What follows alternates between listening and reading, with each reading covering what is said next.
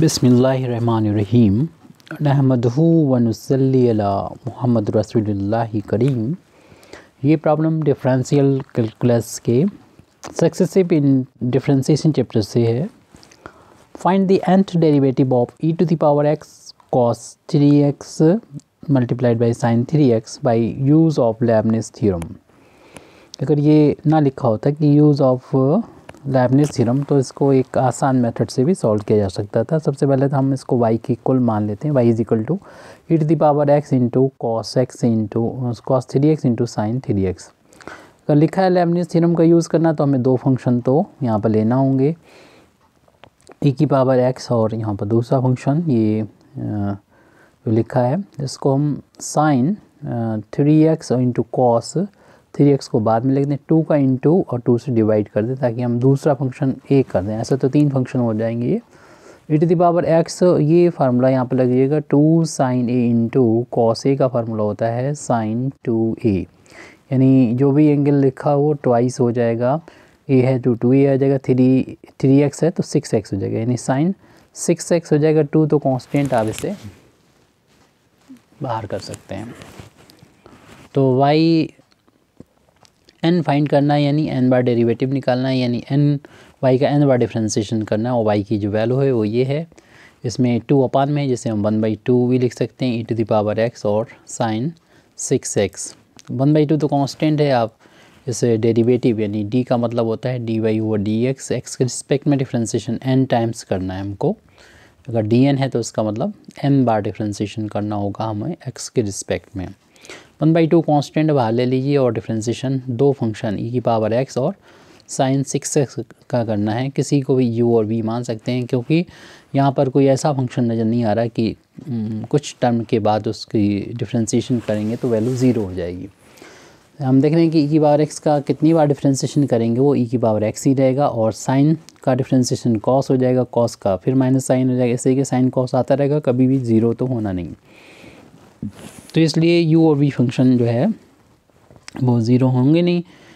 कितनी term differentiation कर दें तो इसलिए हमें जो टर्म्स मिलेंगे इस yn की जो वैल्यू मिलेगी वो एक सीरीज़ की फॉर्म में मिलेगी। लेबनिज़ थ्योरम का यूज़ करेंगे। अगर लेबनिज़ थ्योरम का यूज़ नहीं होता तो फिर हम इसको एक टर्म में भी आंसर मिल सकता था।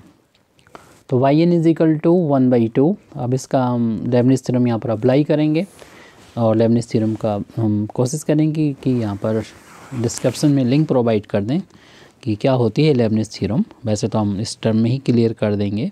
शुरुआत करते हैं NC0 से, और आप u का v को तो वैसे ही लिख देते हैं बिना डिफ्रेंशिएशन के, लेकिन u का डिफ्रेंशिएशन हम n टाइम्स करते हैं जो कि यहाँ पर e की पावर x है, और v को हम इसी तरीके से लिख देंगे, यानी साइन 6x लिख देंगे बिना डिफ्रेंशिएशन करे हुए। फिर नेक्स्ट टर्म को जब लिखेंगे तो इस टर्म को देख के लिखिएगा। NC0 था 1 हो जाएगा। अब इसका एक बार डिफ्रेंशिएशन कम कर दीजिए, यानी d, इसमें से ये माइनस करेंगे यानी n-1, और किसका डिफ्रेंशिएशन करना है हमको e to the power x का डिफ्रेंशिएशन करना है। अब यहाँ पर एक बार भी डिफ्रेंशिएशन नहीं था, अब यहाँ पर एक बार डिफ्रेंशिएशन हो जाएगा। तो यहाँ पर आपको मालूम है साइन का डिफ्रेंशिएशन जब एक बार करेंगे तो ये हो जाएगा cos 6x, और फिर चूँकि ये x नहीं था इसका दोबारा डिफ्रेंशिएशन करेंगे तो 6x का दोबारा डिफ्रेंशिएशन किया जाएगा मल्टीप्लिकेशन में, 6 बाहर x का 1 हो जाएगा, यानी 6 आ जाएगा। फिर इस टर्म को देख के हम नेक्स्ट टर्म लिखेंगे, प्लस का NC2 लिखेंगे और इसका हम डिफ्रेंशिएशन करेंगे, 2 बार डिफ्रेंशिएशन करेंगे। फिर इसका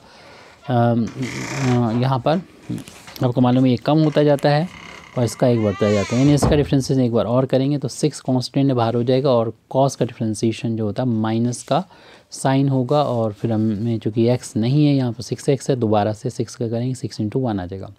इस तरीके से ये टर्म आते रहेंगे। हम लास्ट टर्म लिखेंगे, लास्ट टर्म का मतलब NCn जब तक ना हो जाए।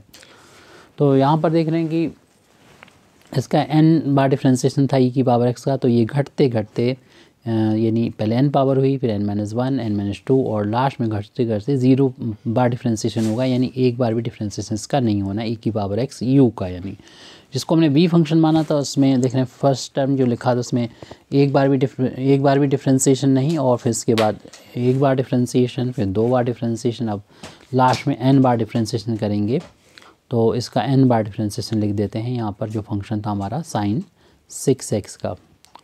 तो अब हम इसकी वैल्यू को लिखते हैं, और इन वैल्यूज़ को ओपन करने से कोई फ़ायदा हमें मिलता नज़र नहीं आ रहा ज़्यादा, तो इनको ऐसे ही लिखेंगे।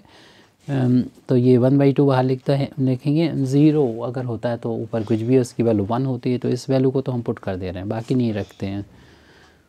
और इसका आपको मालूम है e की पावर x का हम एक बार डिफ्रेंसिएशन करते हैं तब भी e आता है, e की पावर x आता है, 2 बार करते हैं तब भी e की पावर x आता है, n बार करेंगे फिर भी e की पावर x आएगा। तो ये वैल्यू जो होगी वो e की पावर x आ जाएगी। अब इनटू में ये sin 6x है वो ऐसे ही एज इट लिख दीजिए, और इस टर्म की वैल्यू चाहे तो लिख दें या फिर ऐसे ही रहने दें C(n)(c)(1), फिर बाकी की भी वैल्यू ऐसे ही लिख के रहने देंगे। आपको जैसे कि अभी हमने डिस्कशन किया था, e की पावर x का डिफ्रेंसिएशन कितनी ही बार करेंगे e की पावर x ही रहेगा। 6 को शुरू में लिख देते तो 6 टाइम्स हो जाएंगे cos 6x। फिर ऐसे ही यहाँ पर ये प्लस माइनस का इंटू ये वाला टर्म माइनस हो जाएगा, क्योंकि ये वाला टर्म जो होगा वो माइनस हो जाएगा।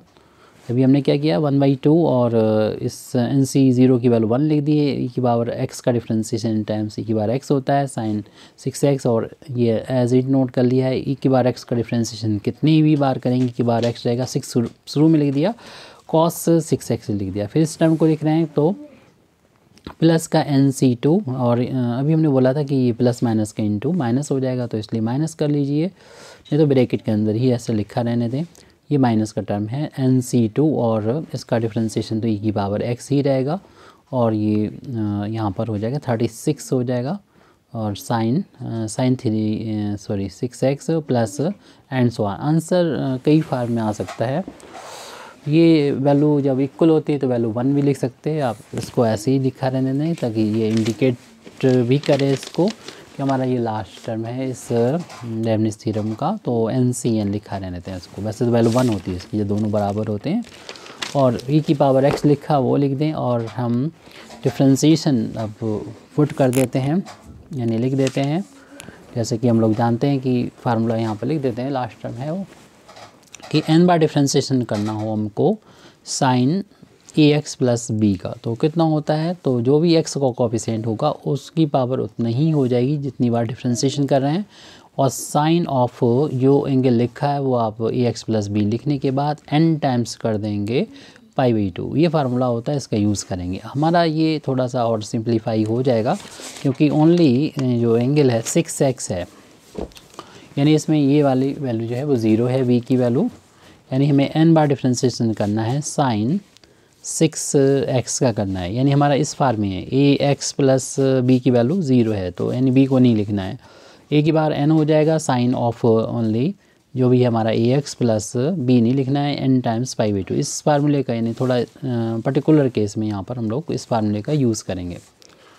तो वहाँ पर देख रहे हैं कि इस वाले टर्म जो लास्ट वाला टर्म था उसमें हमें n time differentiation sin 6x करना था। इस फार्मूले के यूज़ करेंगे तो a की जगह पर जो होगा वो 6 है, 6 की पावर n हो जाएगा। साइन ऑफ जो भी एंगल है यानी 6x लिखने के बाद n टाइम्स कर देंगे π/2 का मल्टीप्लिकेशन, और ब्रैकेट क्लोज कर देंगे। ये सारे टर्म हो चुके हैं, तो बस इसी फार्म में आंसर होगा, सीरीज़ की फार्म में आंसर होगा। जैसे कि हमने पहले बोला कि ये अगर हमसे नहीं बोला जाता कि लेबनिज़ थ्योरम का यूज़ करना है तो आपको एक ही टर्म में आंसर दे देते हैं। यहाँ पर तो प्लस करते हुए n टर्म्स या n प्लस 1 टर्म्स में हम आंसर सीरीज़ की फार्म में दे रहे हैं। तो ये अपना सोल्यूशन है। Thank you very much Indeed for listening me व आखिर दावाना अल्हम्दुलिल्लाहि रब्बिल आलमीन।